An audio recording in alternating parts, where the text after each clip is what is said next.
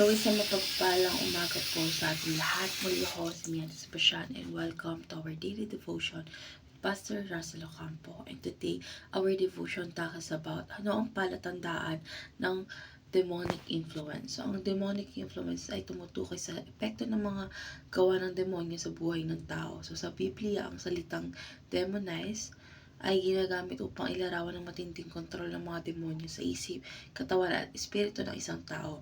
Gayunpaman, malinaw na itinuturo ng Biblia na si Kristo ang may lubos na makapangyarihan sa lahat ng gawa ng kadiliman. Bagamat ang mga mananampalataya ay hindi maaaring maging poses ng mga demonyo, maaari silang makaranas ng espiritual na pag-atake. Dahil dito, dapat tayong maging mapagmasid at tumasa sa kapangyarihan ng Diyos.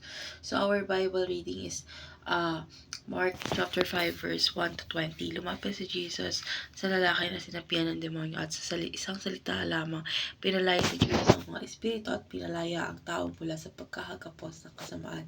So, tungkol saan nga ba itong verse na ito? So, tungkol ito sa pagpapakita ng kapangyarihan ni Jesus Christ na palayain ng tao mula sa demonic influence. Nang sinapian ng maraming demonyo ang isang lalaki, ipinakita ni Jesus na mayroon siyang kapangyarihan na magpalaya mula sa anumang kontrol ng kaaway. So ngayon dadako na tayo sa ating teaching. So sinisira ng mga demonyo ang mabubuting relasyon, ngunit pinagkakasundo ito ni Jesus Christ. So kapag tayo ay nasa ilalim ng influence ng demonyo, nagkakaroon ng kaguluhan at pagkakaiwalay sa ating mga mahal sa buhay. So ang mga alitan sa pamilya o paglayo sa simbahan dahil sa galit o sama ng loob ay maaaring epekto ito ng demonic influence. Second is dinadaya ng mga demonyo ang ating isipan, ngunit binabago nito ni Jesus Christ. Gumagamit ang kaaway ng mga kasinungalingan upang lutuin tayo at ilayo sa katotohanan ng Diyos. So kapag pinaniniwalaan natin na wala tayong halaga o hindi tayo mahalaga, ito ay panlilang ng kaaway. So sinisira ng mga kaaway ang wangis ng Diyos sa tao, ngunit ibinabalik ito ni Jesus Christ. So ang kaaway ay nais tayong sirain sa physical, emotional at spiritual aspeto. Ngunit kay Kristo tayo ay naibabalik sa pagiging anak ng Diyos. Ang mga pagkagumon sa depresyon, sa bisyo at kawalan ng pag-asa ay epekto ng sirang wangis ng Diyos sa atin. So, ngayon dadako na tayo sa ating application. So, yung first application is list what Satan's sin has destroyed in your life. So, maglaan tayo ng oras upang suriin kung ano yung mga aspeto ng ating buhay na nawasak ng kasalanan o impluwensya ng kaaway. Mga nasirang relasyon, emosyonal na sugat, o spiritual na pagkakagapos. Second, start praying for healing and reconciliation. So, dapat tayo manalangin at humingi ng kagalingan sa Diyos para sa mga aspeto ng iyong buhay na nawasak ng kaaway. So, ang panalangin para sa kagalingan sa addiction o pag-asa ay sa muling pagkabuo ng pamilya.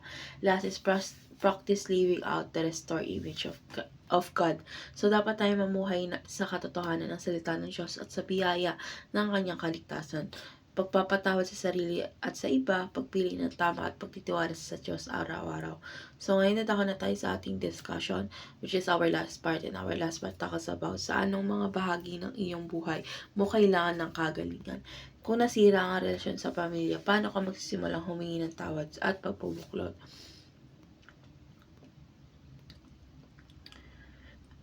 Yung mga hakbang na gagawin natin is para mapanatili yung malakas laban sa impluwensya ng kaaway. So, kapag hinaharap natin ng kasinungalingan ng kaaway, ay lumalaban tayo at alam natin na kasama natin si Jesus Christ para ipaglaban tayo sa kaaway.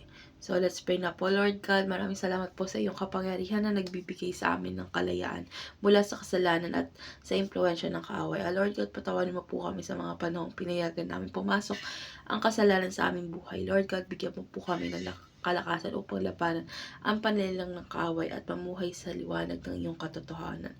Naway maputo kami ng iyong espiritu at mabuhay sa iyong wangis sa pangalan ni Jesus. Amen.